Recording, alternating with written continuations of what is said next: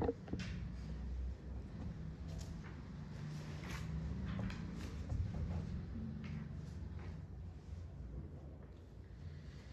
है, तो हम पहले वर्ड मीनिंग पढ़ेंगे, आप पीछे पीछे साथ साथ दोहरा सकते हैं।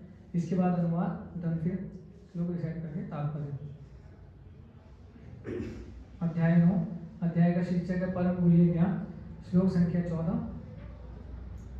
सततम, बोलिए, निरंतर कीर्तनयंत, कीर्तन करते हुए, मां, मेरे विषय में, यतन्ता, प्रयास करते हुए, च भी, दृढ़वतः, संकल्प पूर्वक, नमस्यन्तः, नमस्कार करते हुए, च तथा, मां, मुझको, भक्त्या, भक्ति में, नित्य युक्ता, सदैव रत रहकर, उपासते, पूजा करते हैं।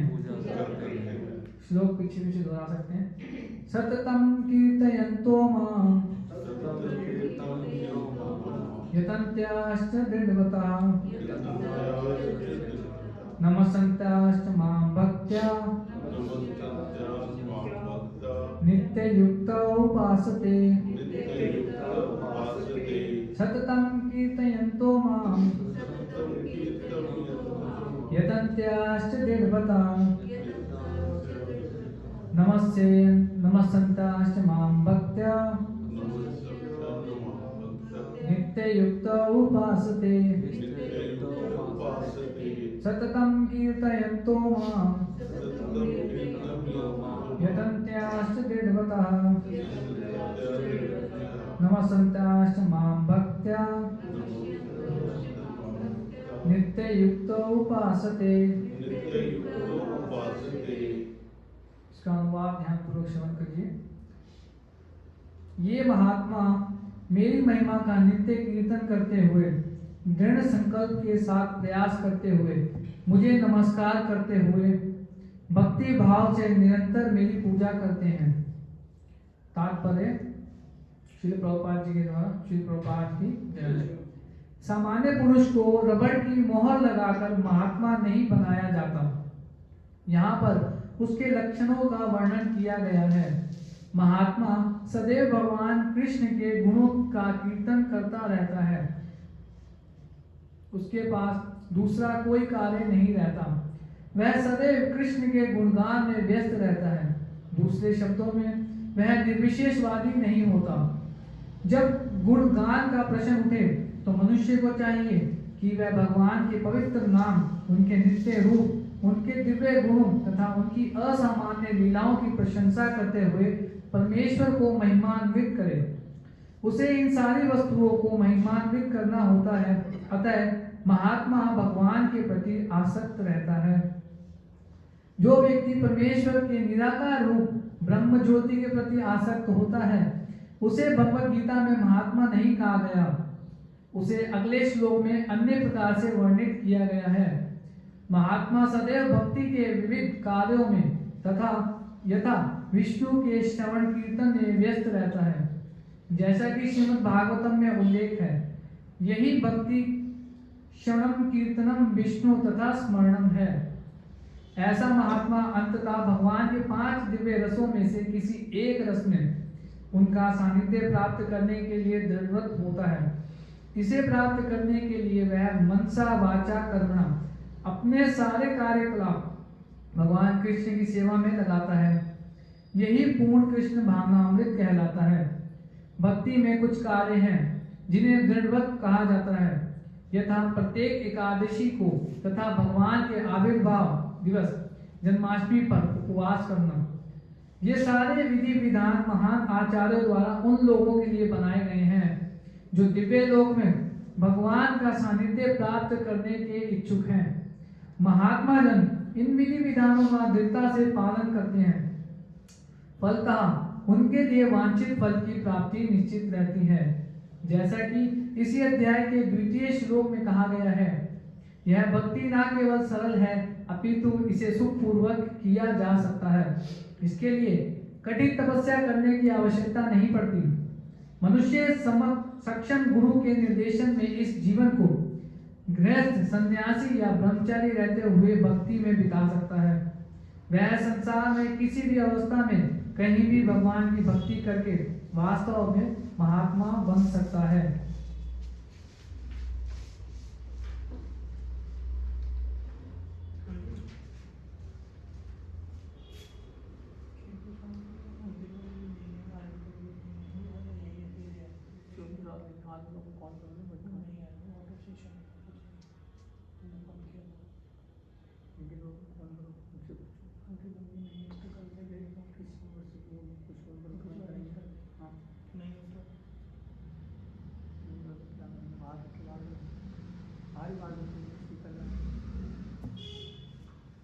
स्पीकर ले लो।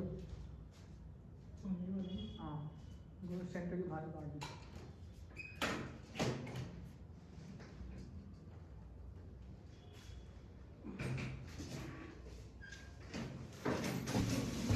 ओम अज्ञानतिमिरान्धस्य ज्ञानाञ्जनशलाकया चक्षुरुन्मिलितं येन तस्मै श्रीगुरुवे नमः।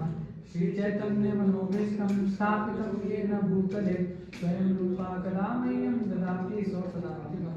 वन्देऽहं श्रीगुरुं श्रीयुतापदकमलं श्रीगुरुं वैष्णवंश्च श्रीरूपं साग्रजातं सहगणरघुनाथान्वितं तं सजीवम् साद्वैतं सावधूतं परिजनसहितं कृष्णचैतन्यदेवं श्रीराधा कृष्णपादां सहगणललिता श्रीविशाखान्वितां च। हे कृष्ण करुणा सिंधु दीनबन्धु जगत्पते गोपेश गोपिकाकान्त श्रीराधाकान्त नमोस्तुते।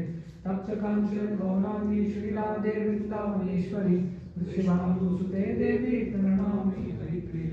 वाञ्छाकल्पतरुभ्यश्च कृपा सिन्धुभ्यैव च पतितानां पावनेभ्यो वैष्णवेभ्यो नमो नमः। जय श्री कृष्ण चैतन्य प्रभु नित्यानंद श्री अद्वैत गदाधर श्रीवासादि गौर भक्तवृंद। हरे कृष्णा कृष्णा कृष्णा हरे हरे हरे राम राम राम हरे हरे। नमो विष्णुपादाय कृष्ण पृष्ठाय भूतले श्रीमते भक्ति वेदांत स्वामी नामिने। नमस्ते सारस्वते देवे गौरवाणी प्रचारिणे निर्विशेष शून्यवादी पाश्चात्य देशधारिणे।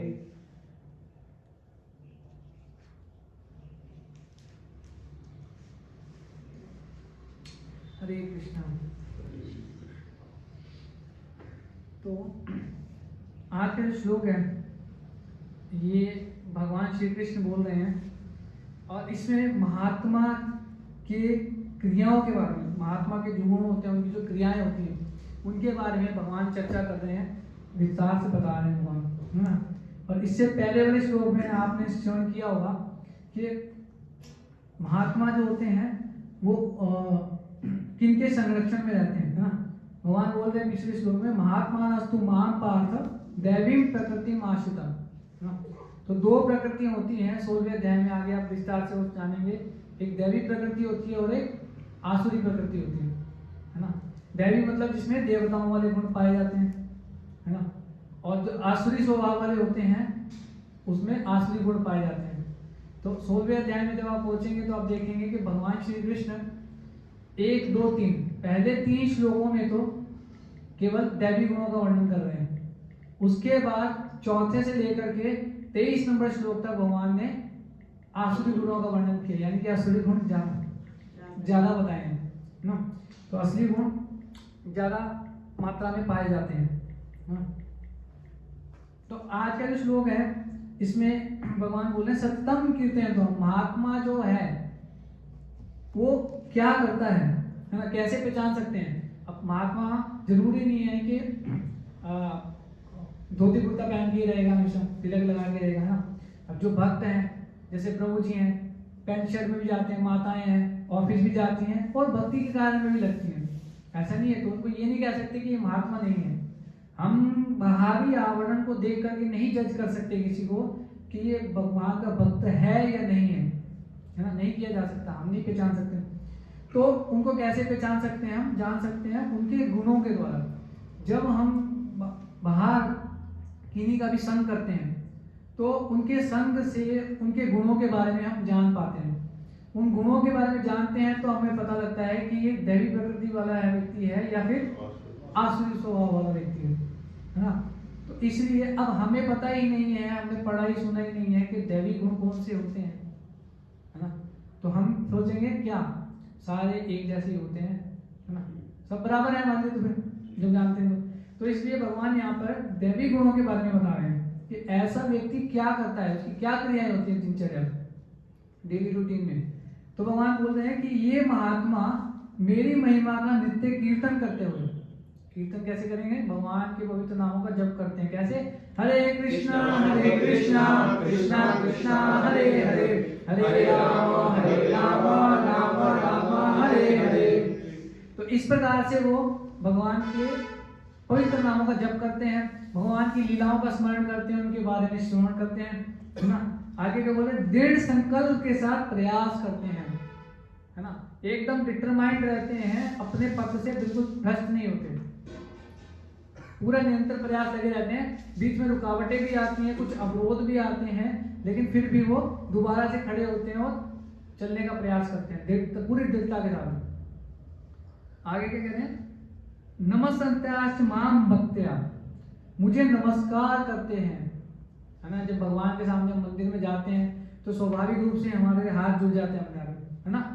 ऐसे कोई साधु महात्मा कोई दिखते हैं हमारे को तो स्वाभाविक रूप से हमारे हाथ जुड़ जाते हैं।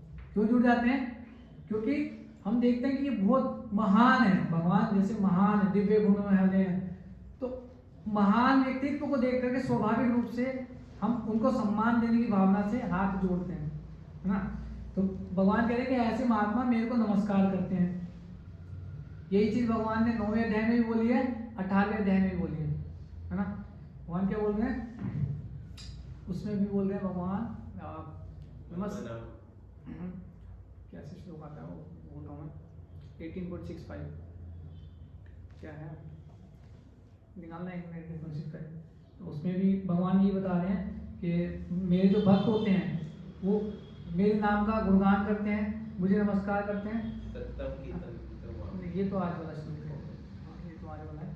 मुझे नमस्कार करते हैं, मेरी पूजा करते हैं और हमेशा मेरी भक्ति में लगे रहते हैं। अभी श्लोक खुलेगा तो मेरे को थोड़ा और ध्यान क्लियर हो जाएगा। हाँ, मन मना भाव मत को, बिल्कुल मन मना भाव मत भक्तो मद्याजी माम नमस्कुरु, मेरे भक्त बनो, मुझे नमस्कार करो, मेरी पूजा करो, मद्याजी माम नमस्कुरु ममे वैश्यसि सत्यम ते प्रति जानो प्रियोस्मि। इस प्रकार तुम अपने जीवन के अंतकाल में मेरे पास आ सकोगे, है ना।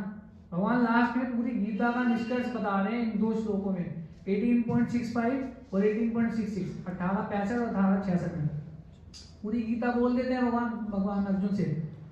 कंफ्यूज सारे रास्ते बता देते हैं, ये नहीं कर सकते तो ये करो, ये नहीं कर सकते ये करो, सब तरीके के लोगों के लिए कुछ कुछ वो चीजें बता देते हैं। लेकिन लास्ट में निष्कर्ष बता रहे हैं, सर्वधर्मान परित्यज्य माम एकम शरणम व्रज, कि सारे के चक्करबाजी छोड़ो फालतू के, करना क्या है आपको, माम एकम शरणम व्रज, मेरी एकमात्र शरण में आ जाओ। क्या करूंगा मैं, अहम त्वाम सर्व पापेभ्यो मोक्षयिष्यामि मा शुचः, सारे के सारे पापों से मुक्त कर दूंगा, तुरंत डरो मत। भगवान तुरंत निष्कर्ष दे रहे हैं, ये पूरी गीता का यही सार है जो बोला है। तो वही चीज यहाँ पे बता रहे हैं कि ऐसे महात्मा, और आगे क्या करते हैं, भक्ति भाव से निरंतर मेरी पूजा करते हैं। कैसे करते हैं, भक्ति भाव से। अब भक्ति भाव क्यों इंपॉर्टेंट है इसमें, तो ये जानना चाहिए हमारे को कि भगवान की पूजा कई तरीके से होती है ना। भगवान इसी अध्याय में बता रहे हैं, शायद पीछे आएगा, आगे आएगा श्लोक कि चातुर्विधा भजन्ते मां जना सुकृतिनो अर्जुन। भगवान कहते हैं 4 प्रकार के जो मनुष्य हैं वो मेरी शरण में आते हैं, है ना। कौन कौन से आते हैं, जिज्ञासु, अर्थार्थी और ज्ञानी। माता जी को सारा ज्ञान है, बहुत अच्छा माता जी, है ना। तो 4 प्रकार के कौन कौन से सरल भाषा में बताऊं तो, जिसको जीवन में दुख तकलीफ संकट है वो भगवान के पास चला गया कि निवारण करने के लिए कि कुछ करो, गरीब है मर जाएंगे हमको, है ना। दूसरा जिसको धन चाहिए जीवन के अंदर, अर्थ चाहिए जिसको, है ना। तीसरा ज्ञानी जो भगवान के विषय में जानना चाहते हैं, क्या है, कैसे सृष्टि चल रही, कौन है, हम समझ नहीं आ रहा हमें, है ना, क्यों आए हम संसार में। और चौथा ज्ञानी जिसको क्लियर हो गया ना। लेकिन भगवान कह रहे हैं ये चारों में से कोई भक्त नहीं है, अभी भक्त नहीं है। क्यों नहीं है भक्त, समझना पड़ेगा क्यों नहीं है भक्त। पुण्य आत्मा है। भगवान कह रहे हैं चतुर्वेद का वचन जना सुकृति, ये सुकृतिवान है, ये पुण्य कर्म वाले लोग हैं। क्यों पुण्य, इसीलिए तो मेरे पास आए, तो देवी देवता के पास नहीं जा सकते थे किसी, इसलिए मेरे पास आ गए। तो ये पुण्य आत्मा है लेकिन भक्त नहीं है। क्यों भक्त नहीं है, जिसको धन चाहिए उसको मैं धन दे दूंगा वो चला जाता है, जिसको संतान चाहिए, बेटा चाहिए, अच्छी संतान चाहिए, वो मेरे पास आता है, गिड़गिड़ाता है, मैं उसको अच्छा बेटा दे तो मेरे को छोड़ के बेटे के नाम की माला फेरनी शुरू करता है, सारा दिन पोता पोता पोता करता रहता है, होता है ना ऐसे। तो इसलिए वो आते हैं, रुकते नहीं है, चले जाते हैं, इसलिए वो भक्त नहीं है। भक्त क्या करता है, ये करता है, ऐसा महात्मा मेरी नाम महिमा का गुणगान करता है, मुझे नमस्कार करता है, मेरी पूजा करता है, इसलिए वो भक्त है ना। तो और उसके आई थिंक पहले वाले श्लोक में भगवान बताते हैं इसके दायने के 4 प्रकार के ऐसे लोग भी हैं जो मेरी शरण में कभी नहीं आते हैं। नमाम दुष्कृतिनो मूढ़ा प्रपदन्ते नरा माया प्रयुक्त ज्ञाना आसुरिम भावम आश्रितम। ये 4 प्रकार के लोग हैं। दुष्कृतिनो मूढ़ा, जो मूर्ख व्यक्ति है, दुष्कृति वाले हैं, गलत प्रवृत्ति वाले हैं। प्रपदन्ते नराधमा, नरों में अधम है, नर शरीर मनुष्य नर जन्म तो मिला है उसको, लेकिन सारे गलत काम करता है वो। माया प्रयुक्त ज्ञान, जिसकी बुद्धि माया द्वारा हर ली गई है। और आसुरी भाव आश्रित, जिन्होंने आसुरी स्वभाव धारण करके रखा हुआ है, छोड़ ही नहीं रहे आसुरी स्वभाव, है ना। तो ऐसे 4 प्रकार के लोग कभी मेरी शरण में नहीं आते। इसी अध्याय में आप पढ़ेंगे, आगे आता है शायद कुछ लोग, है ना। तो यहाँ पे महात्मा की बात हो रही है ना। अब प्रभुपाद जी देखिए कितना अच्छा तात्पर्य में बता रहे हैं कि सामान्य पुरुष को रबड़ की स्टैंप लगा करके महात्मा नहीं बनाया जाता। हम सोचे कि भैया स्टैंप लग गई, हमने धोती कुर्ता खरीदा, 450 की धोती, 50 अपना 200-300 रुपये का कुर्ता खरीद लिया, 10 रुपये का तिलक लगा लिया, कंठी पहन ली, 20-30 रुपये की, 500 रुपये में भक्त तैयार। महात्मा बनना है आपको, 500 रुपये लगेंगे, आपको महात्मा बना देंगे। ऐसा होता है क्या? वही बात है, बाहरी आवरण हम जितना मर्जी अच्छा बना ले, अगर अंदर से हमारे अंदर असली स्वभाव छिपा हुआ है, असली गुण हम लेके बैठे हुए हैं, तो महात्मा नहीं मिलाएंगे, वो कभी ना कभी प्रकट हो ही जाएगा असली स्वभाव। तो इसीलिए यहाँ पे प्रभुपाद जी कह रहे हैं कि मोहर लगा करके हम महात्मा नहीं बना सकते किसी को, है ना। कैसे पता लगता है? उसके जो गुण होते हैं, उसके लक्षणों का वर्णन जो यहाँ पर किया गया है, इन लक्षणों के द्वारा हम पहचान सकते हैं कि वो है कि नहीं है। अब जैसे देखते हैं बहुत बड़े बड़े कथाकार हैं, है ना, प्रसिद्ध काफी, है ना, और कई लाखों रुपए लेते हैं कथा वाचने के, भागवत कथा सप्ताह होते हैं, कितना कुछ होता है। और ऐसा हमने खुद देखा भी है और सुना भी है बहुत बड़ी कि लाखों रुपए कथा लेते हैं और बहुत आदर सम्मान सत्कार भी होता है उसको, लेकिन स्टेज से नीचे उतर के पीछे जाके फिर वही सिगरेट भी पी रहे होते हैं, है ना। तो ऐसा भी होता है। तो क्या वो महात्मा है? हाँ, इसीलिए शास्त्र भी फिर ये भी बताता है कि किन से हरि कथा का श्रवण करना चाहिए। ये मोस्ट इंपोर्टेंट थिंग है, ये बहुत महत्वपूर्ण है कि आप भगवान के विषय में तो सुन रहे हैं, भगवान के विषय में क्रियाकलापों में भगवान के गुणों के बारे में श्रवण तो कर रहे हैं, लेकिन किन से सुनना चाहिए और किन से नहीं सुनना चाहिए, ये हमारे को जो है डिस्क्रिमिनेशन करना आना चाहिए। वो कहाँ से पता लगता है? वो शास्त्र से ही पता लगता है ना। तो इसको ऐसे समझ सकते हैं, क्यों नहीं सुनना चाहिए, किन से सुनना चाहिए? तो जो भगवान के भक्त हैं, भक्त यानी कि जो महात्मा है, उन्हीं से भगवान के विषय में श्रवण करना चाहिए, है ना। और जो भगवान की भक्ति में नहीं लगा हुआ है, जिनके अंदर ये गुण नहीं है, जो अपने जीवन में उन भक्ति के सिद्धांतों को जो भगवान के द्वारा बताए गए उनको नहीं उतार रहा है, पालन नहीं कर रहा है, उनसे नहीं सुनना चाहिए। क्यों नहीं सुनना चाहिए? तो एक भगवान के बहुत महान भक्त हैं श्री रूप गोस्वामी पाद, उन्होंने बहुत अच्छा एग्जाम्पल देते हैं वो भक्ति रसामृत सिंधु नामक ग्रंथ के अंदर। वो बताते हैं कि ये जो भगवान की कथा है ना, हरि कथा, ये दूध के बराबर है, दूध के समान है ना। दूध कितना पौष्टिक होता है और कितना हेल्थ तंदुरुस्ती देता है ना, कितनी बीमारियों से बचाता है। तो दूध के समान है ये हरि कथा, हमारी आत्मा की खुराक है। और जो भक्त नहीं है ना, जो भक्ति में नहीं है, जो यानी कि जीवन में अपने आचरण में इन गुणों को नहीं विकसित कर रहा है या अभ्यास नहीं कर रहा है, वो एक जहरीले सर्प के समान है अब जब जहरीला सर्प उस दूध के प्याले में मुंह लगाएगा तो क्या होगा? वो दूध पूरा का पूरा जहर बन जाएगा। वो जहर का पान जो भी करेगा तो उसके साथ क्या होगा? गोविंदाय नमो नमः, है ना। तो इसी प्रकार से यदि ऐसे व्यक्ति से हम हरि कथा सुनेंगे, है ना, तो हमारे मन में क्या होगा? भ्रम पैदा होंगे। क्यों? क्योंकि वो अपने जीवन में पालन नहीं कर रहा। भगवान ने बोला है ना, ये गीता भगवान ने हम लोगों के लिए तो बोली है, संदेश जो बोला है। अर्जुन को माध्यम बना के भगवान अर्जुन को बोले निमित्त मात्र भव सर्वे साचिन, तुम बस माध्यम बन जाओ, कि इंस्ट्रूमेंट बन जाओ, है ना। तो उनके माध्यम से हम लोगों के लिए बोला है। अब हम लोग अगर अपने जीवन में नहीं उतारेंगे या कोई साधु महात्मा नहीं उतारे और वो कथावाचक केवल पेशे के लिए, है ना, प्रोफेशन तरीके से, तो वो काम नहीं करेगा। उससे हमारे हृदय की जो मैल है वो यथारूप बनी रहेगी, उसमें कोई परिवर्तन नहीं आ सकता ना। तो इसलिए हमें बहुत ध्यानपूर्वक देखना चाहिए कि हम सुन तो रहे हैं हरि कथा, लेकिन किसके मुख से श्रवण कर रहे हैं। नहीं तो उल्टा काम भी करेगी हरि कथा, और ज्यादा भ्रम पैदा होंगे हमारे मन में, और एक दिन हम फिर भक्ति छोड़ के चले जाएंगे। ये मोस्ट इंपोर्टेंट है। तो कौन बता रहे? श्रील रूप गोस्वामी पाद, जो भगवान के बहुत महान भक्त हैं, इसलिए ये समझना चाहिए। तो इसलिए यहाँ पे बता रहे हैं कि यहाँ अब मोहर लगा के नहीं बताया, इसलिए लक्षण गुण हमारे को पता होने चाहिए, कौन सी महान गुण है ना। आगे क्या बता रहे हैं? अब क्या गुण है विस्तार से आगे बताएं। कीर्तन करता है ना। उसके बाद दूसरा कोई कार्य नहीं रहता, वो फालतू की चीजों में टाइम को बर्बाद नहीं करता, अपने समय को ना।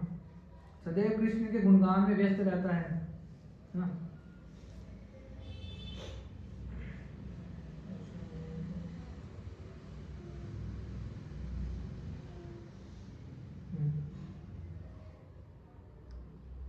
इसमें बता रहे महात्मा सदैव भक्ति के विविध कार्यों में लगा रहता है।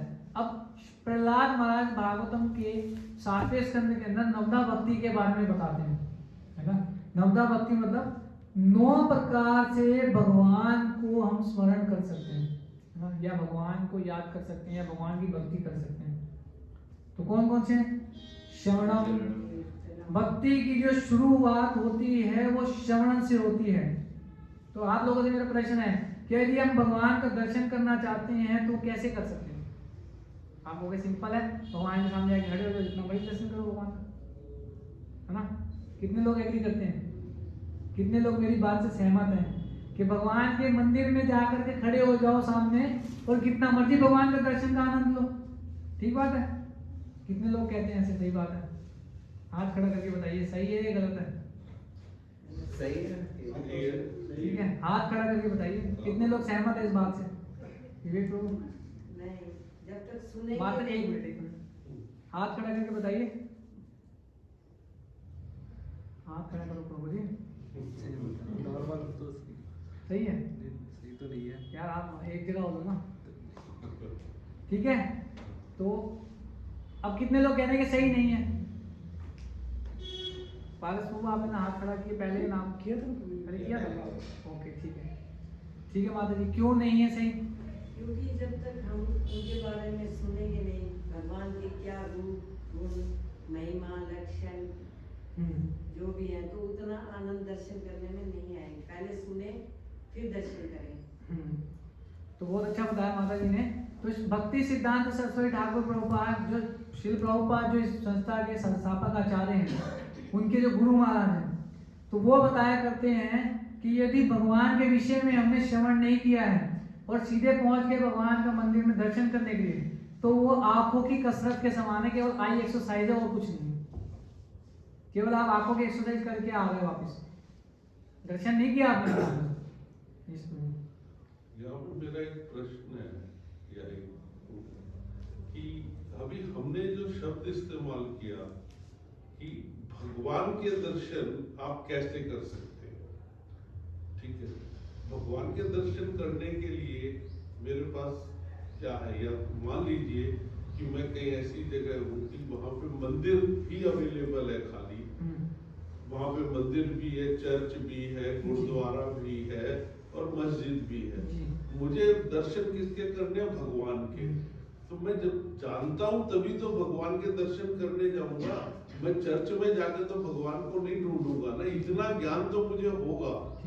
श्रवण करने का मतलब ये है कि उसके बाद मैं ये जान सकता हूँ कि ये श्री रामचंद्र जी का है, श्री कृष्ण जी का है, राधा रानी का मंदिर है, XYZ, सो जो मर्जी वो क्लासेस हो। तो हम जो इस बात के लिए हमने जो हाथ खड़ा किया कि भगवान के अंदर हमें इस चीज का ज्ञान है कि मैं आपकी बात समझ गया। अब इसमें इतना सही है कि जो आप कह रहे हैं इतना ज्ञान तो होगा, वो ज्ञान कहाँ से होगा? कभी ना कभी आपने श्रवण किया है। yes, yes. हाँ, आप बिल्कुल जीरो की बात कर रहे हैं, और हम लोगों ने जो जवाब दिया वो हो सकता है LKG लेवल का जवाब दिया।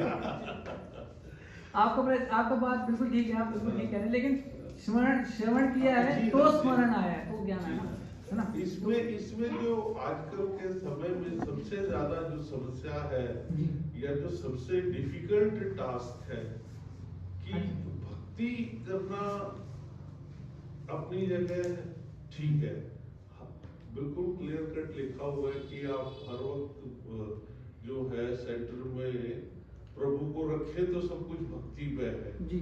लेकिन गीता के अंदर क्लियर कट लिखा हुआ है कि जब तक आप किसी प्रमाणित एस्टेब्लिश्ड गुरु के बिना इसको पढ़ोगे तो आपको समझ में ही नहीं आने वाला।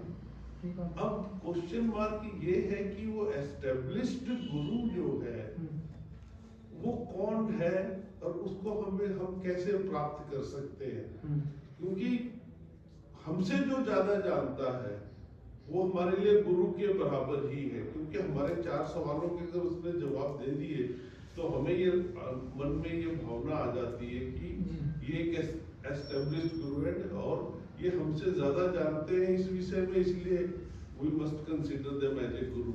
तो ये जो चीज है ये मतलब मेरा पर्सनल वो है कि नहीं, बहुत लोगों का ऐसा प्रश्न होता है, अच्छा जिज्ञासा है आपकी। तो इसमें प्रभु जी एक्चुअली जब हम शास्त्र पढ़ेंगे और साधुओं से सुनेंगे तो शास्त्रों में प्रमाणिक गुरु के लक्षण भी बताए हुए हैं, ठीक है, और उनका हम संग करेंगे और साधु का संग करेंगे तो हम जान पाएंगे। 3 क्राइटेरिया होते हैं किसी भी चीज को जानने के लिए, चेक करने के लिए, गुरु, साधु और शास्त्र। ये तीनों एक लाइन में आते हैं, तीनों की बातें अलग अलग नहीं होंगी, एक ही बात होगी तीनों में। अब मोटा मोटा क्राइटेरिया मैं आपको बता देता हूँ। श्री रूप गोस्वामी पाद अपने ग्रंथ उपदेशामृत में के पहले ही श्लोक में 6 गुण बता रहे हैं कि कौन से गुण होने चाहिए जो पूरी पृथ्वी पे शिष्य बनाने के योग्य है। उस व्यक्ति के अंदर अगर गुण पाए जाते हैं, क्या बोलते हैं वो?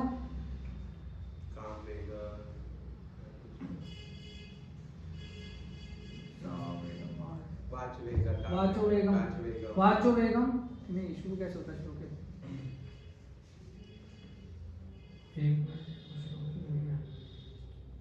वाणी का वेग, मन का वेग, क्रोध का वेग, उदर का वेग, उदर उपस्थ वेगम और जेनिटल्स का वेग, जनेंद्रियों का वेग। ये 6 वेग जो कंट्रोल कर सकता है वो सारी पृथ्वी पे शिष्य बनाने के योग्य। सरल नहीं है, ये बहुत छोटी सी डेफिनेशन मैंने आपको बताई है। इसके अलावा पूरा एक कोर्स होता है इसको के अंदर 7 दिन का, इसको IDC बोलते हैं उसको। उसके ऊपर गुरु के विषय में पूरा डिटेल में बताया जाता है। अब गुरु भी कई प्रकार के होते हैं, शिक्षा गुरु भी हैं, दीक्षा गुरु भी हैं, चैत्य गुरु है, और परमात्मा स्वयं हृदय में बैठे हैं, वो भी अंदर से गुरु का कार्य करते हैं, प्रेरणा देते हैं, है ना। तो ये बहुत आगे की चीजें हैं, लेकिन अभी हम इतना जान लें कि श्रवण करना बहुत जरूरी है। जब श्रवण करेंगे तो हम वास्तव में अंधकार के जो गहनतम भाग में से निकाल के प्रकाश में हमारे को ले आते हैं। इसमें प्रार्थना होते हैं ओम अज्ञानतिमिरान्धस्य ज्ञानांजनशलाकया। मैं तो अज्ञानता के अंधकार में डूबा हुआ था, मेरे गुरु ने ज्ञान रूपी चक्षुओं से मेरी आंखें खोली। यहाँ पर आपने बिल्कुल सही बताया एकदम जो कुछ है। अभी इसके अंदर आपका प्रश्न हम लास्ट में थोड़ा सा चर्चा के साथ है ना, फिर हम लेंगे लास्ट में लेंगे आराम से ना, थोड़ा सा टाइम कम है हमारे पास, तो मैं लेता हूँ आपका प्रश्न लास्ट में। अच्छा लगता है आपसे चर्चा करने में, है ना। तो है ना, तो हम 9 विधियों के बारे में चर्चा कर रहे थे। श्रीमद् भागवतम के अंदर 7वें स्कंद में प्रहलाद महाराज बताते हैं श्रवणम कीर्तनम विष्णु स्मरणम, पाद सेवनम, अर्चनम, वंदनम, दास्यम, साख्यम, आत्मनिवेदन। ये नवदा भक्ति 9 अंग है भक्ति के। तो इसमें सबसे पहला है श्रवणम, श्रवण करना, है ना। श्रवण करेंगे तो क्या पता चलेगा हमारे को। जब श्रवण का मतलब क्या है, मंदिर जाते हैं, भक्तों के संपर्क में आते हैं, तो भक्त लोग क्या बताते हैं, माता जी हरे कृष्ण महामंत्र का जप करना शुरू कीजिए बाबा, ये बताते हैं। तो वो कीर्तन में लगा देते हैं हमारे को, कीर्तन करते हैं, हरे कृष्णा कृष्णा कृष्णा हरे हरे, हरे राम राम राम हरे हरे, कीर्तन में लगते हैं। तो जब अब श्रवण भी कर रहे हैं हम और कीर्तन भी कर रहे हैं, तब क्या होने लगता है, जब खाली बैठे हैं तो याद आती है मंदिर जाना है, क्लास का समय हो गया है ना, कीर्तन कर। विष्णु स्मरणम, वहां पे कुछ लीला सुनी थी, प्रभु जी ने ये लीला सुनाई थी, भगवान के विषय में श्रवण किया था, भगवान स्वतः ही कभी कुछ ऐसे याद आता है, स्मरणम, है ना। जब श्रवण किया, कीर्तन किया, तब विष्णु स्मरण, तब भगवान का विषय में हम स्मरण कर पाते हैं, है ना। पाद सेवनम, चल करके जब हम मंदिर जाते हैं या भगवान के कभी धाम जाते हैं, वृंदावन जाते हैं, परिक्रमा लगाते हैं गोवर्धन जी की, हम मंदिर की परिक्रमा लगाते हैं, पाद सेवनम। अर्चनम, जब भगवान की वर्शिप करते हैं या फिर वर्शिप में शामिल होते हैं, भाग लेते हैं, केवल हम खड़े होते हैं, तो वो भी वर्शिप करने के ही समान है, क्योंकि सारे लोग तो अल्टर में घुस के वर्शिप नहीं कर सकते, पुजारी करेगा केवल। तो पुजारी कर रहे हैं और हम बाहर खड़े होकर अगर भाग ले रहे हैं, तो वो भी हम भी वर्षन, हमारा भी वो गिना जाएगा कि अर्चनम कर रहे हैं। दास्यम, है ना, भगवान के दास के रूप में सेवा करते हैं, सेवा है तो आई हमारे दास भाव। साख्यम, भगवान के सखा के रूप में सेवा करते, जैसे अर्जुन है। आत्मनिवेदनम, अपना सब कुछ भगवान को अर्पित कर देना, जैसे बलि महाराज, उन्होंने सब कुछ लुटा के दे दिया भगवान को, है ना। तो ये नवदा भक्ति के अंग है, जिसकी शुरुआत होती है हमारे लिए क्या है, मुख्य श्रवण और कीर्तन, भगवान के विषय में सुनना, कथा में आकर के बैठना, क्लास में बैठना और हरे कृष्ण महामंत्र का जप करना, हमारे लिए अभी इतना है ना। जब धीरे धीरे हम सुनते जाएंगे, हरे नाम का जप करते जाएंगे, तो आगे बढ़ते जाएंगे स्वतः। तो इस प्रकार से इसमें तात्पर्य में ये बताया गया है श्रवण कीर्तन के बारे में, है ना। और फिर जैसे कि हमने रसों के बारे में चर्चा की, जैसे शांत रस, दास्य रस, ये 5 प्रकार के मुख्य रस होते हैं। इनमें जो है भक्त लोग भगवान की सेवा करते हैं और अपने मन, शरीर और वाणी से पूर्ण रूप में भगवान की सेवा में तत्पर रहते हैं ना। मनसा वाचा कर्मणा, अपने कर्म से, अपने मन से और अपनी वाणी से, है ना। तो कैसे करते हैं, मन से मतलब हमेशा ध्यान करते हैं भगवान का, है ना। वाणी से भगवान की कथा वाचते हैं, बताते हैं लोगों को जा करके, भगवान के विषय में चर्चा करते हैं और भगवान को अर्पित भोग प्रसाद के रूप में ग्रहण करते हैं, है ना। 2 काम करते हैं ना हमारे मुख से। और कर्मणा, भगवान के लिए कुछ सेवा करते हैं, बढ़िया बढ़िया प्रसाद भोग बनाते हैं, उनको भोग लगाने के लिए व्यंजन बनाते हैं। और अपने हाथों से कुछ भगवान के लिए सेवा करते हैं, जैसे मंदिर की सफाई कर देना, है ना, या अन्य किसी भी सेवा में जो है भाग लेना। तो वो अपने कर्म से हम अपने भगवान की सेवा करते हैं। तो ये सारे गुण जो है एक महात्मा में पाए जाते हैं, है ना। और इसके अलावा कुछ दृढ़ता, इसमें भगवान शब्द यूज कर रहे हैं, यतन त्याग दृढ़ता, वो यतन के साथ यतन करता है, पूरे दृढ़ता के साथ, संकल्प के साथ, पूरा पक्के एकदम इरादे को करना है ना। अब दृढ़ता की कहाँ पे आवश्यकता पड़ती है, जैसे एकादशी का उपवास आता है, इसमें प्रभुपाद जी का उदाहरण देकर के बता रहे हैं कि एकादशी का उपवास आता है तो उस दिन 1 दिन उपवास करना होता है। अब उसके भी अलग अलग तरह है, कुछ लोग निर्जल रखते हैं, कुछ लोग फलाहार रखते हैं ना।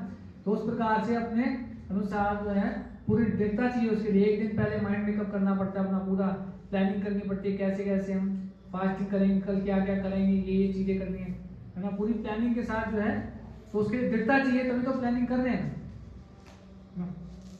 तो इस प्रकार से ये बताया गया है।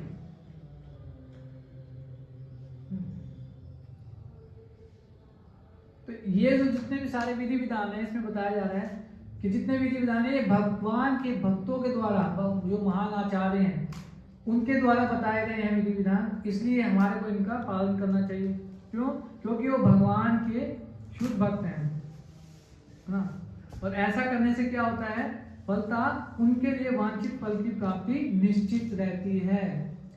फल क्या है आपका? कि भगवान कृष्ण का प्रेम हमारे को प्राप्त हो जाता है, भगवान की सेवा प्राप्त हो जाती है ना, इसके लिए इतनी हम मेहनत कर रहे हैं। और भक्ति करना ऐसा नहीं कोई मुश्किल कार्य है ना। किस किस को लगता है भक्ति बहुत मुश्किल कार्य है? हमसे नहीं होगा भैया, लगता है किसी को? आप करें करके बताइए। कोई नहीं, सबके लिए आसान है। अब तक जितना बताया गया है उसके हिसाब से तो पता यही करना है, मैंने भगवान बता रहे हैं, नहीं यही करना है बस। और क्या? प्रसाद खाना है, भगवान के सामने नृत्य करना है ना, और भगवान के नाम का जप करना है। मुश्किल है कोई? इससे भी कम है। अगर हम इसको पढ़ते हैं तो कहते हैं सिर्फ आप जो है महामंत्र का जप करते रहो, कुछ भी मत करो। इतना तो कम से कम बिल्कुल बेयर मिनिमम। तो इसलिए, और भगवान खुद भी बता रहे हैं ना, 9 चैप्टर के 2 श्लोक में भगवान बता रहे हैं आगे शुरुआत में, सुसुखम कर्तुम अव्ययम्। बहुत सरलता से भक्ति के कार्यों को पूरा किया जा सकता है, बड़ी सरलता है। सुसुखम, और सुख प्रदान करने वाला है। क्या होता है? इसमें सुख मिलता है, आनंद की अनुभूति होती है जब भगवान की सेवा में लगते हैं।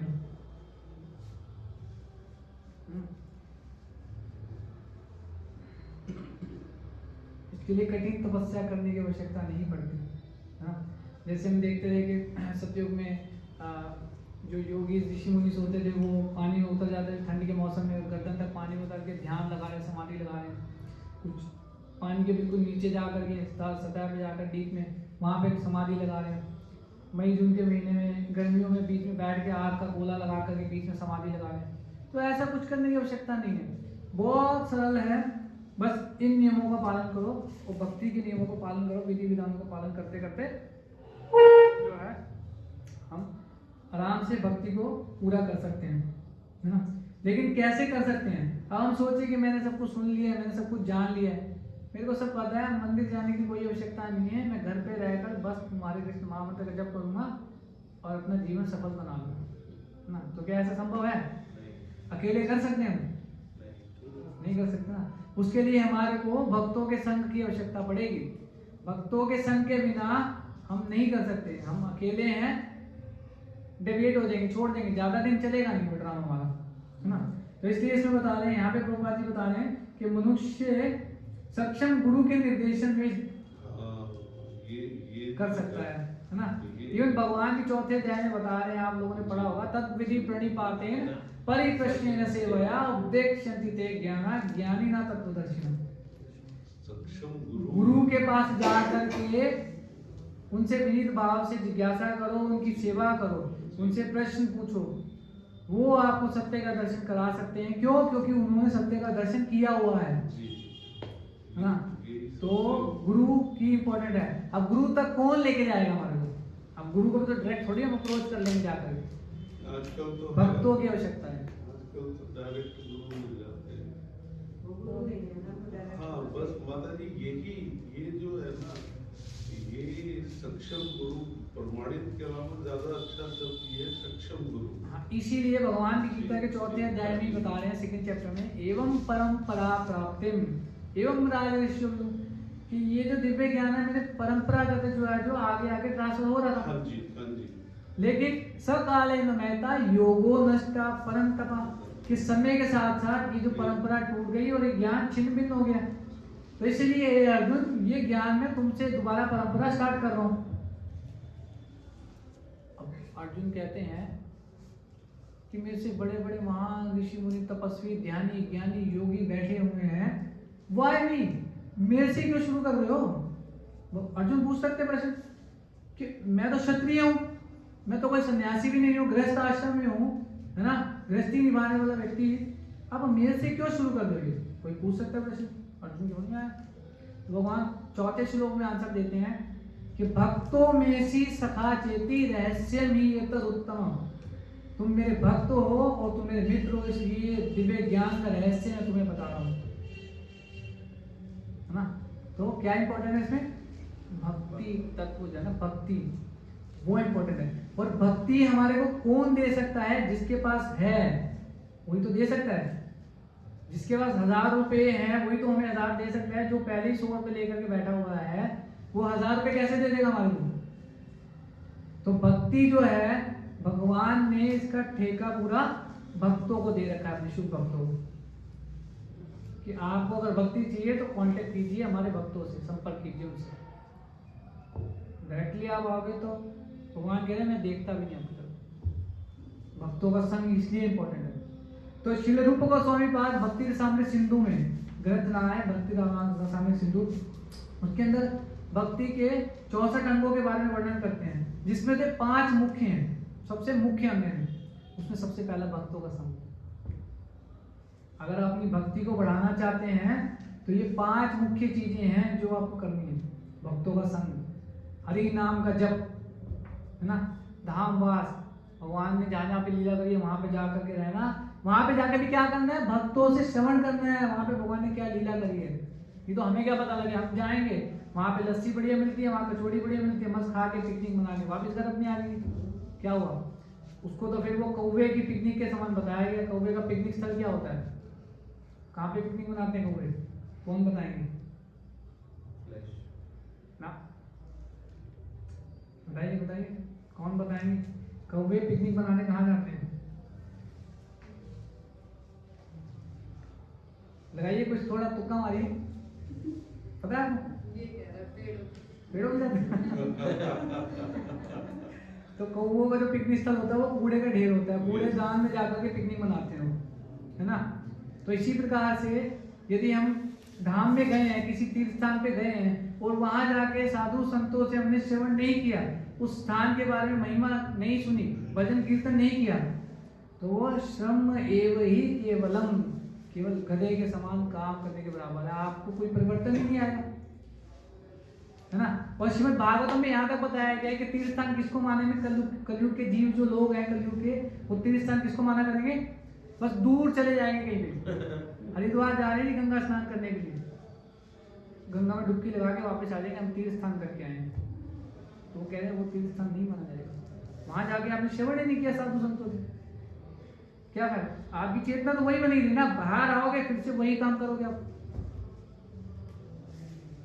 तो इसलिए बहुत इंपॉर्टेंट है साधु संग, भक्तों का संग करना, हरि नाम का जप करना, ये मोस्ट इंपॉर्टेंट है। भगवान को भोग अर्पित प्रसाद के रूप में ग्रहण करना, ये भक्ति क्या में दिखने में साधारण सी चीजें लग सकती हैं, लेकिन इनका प्रभाव हमारे जीवन में इतना पड़ता है कि आज हम यहाँ पे आकर के बैठ के संडे वाले दिन भगवान के बारे में कथा का श्रवण कर रहे हैं ना।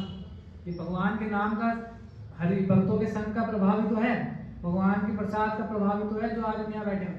ये तो संडे का दिन है, मौज मस्ती करने जाते हैं, शॉपिंग करने जाते हैं हम लोग, है ना, कहीं पे मूवी देखने जाते हैं, इंडिया का फाइनल मैच है वो देख रहे होते बैठे, नहीं यहाँ तो बैठे हैं हम लोग, कुछ प्राप्त हो रहा है जीवन में, आनंद की अनुभूति हो रही है, तभी तो वो खींच के लाया वो चीज हमारे को यहाँ पर। इसलिए सबसे महत्वपूर्ण है महात्मा के गुण हमें पता होने चाहिए, और दूसरा वो महात्मा के गुणों को अपने जीवन में उतारने का भी प्रयास करना है हमारे को, है ना। तो आज के श्लोक का यही जो है तात्पर्य है जो भगवान समझाना चाह रहे हैं, कि हमने प्रभुपाद जी के तात्पर्य से जो पढ़ा है, तो हम यहीं पे विराम देते हैं। आप लोगों को प्रश्न है तो आप पूछ सकते हैं, आपका स्वागत आन करा करके। हरे कृष्ण। प्रश्न तो समय की उपलब्धता पे निर्भर करता है। क्या चीज बोलिए? प्रश्न तो वही का वही है कि सक्षम गुरु जो है, विवेक प्रभु इसको एक सक्षम गुरु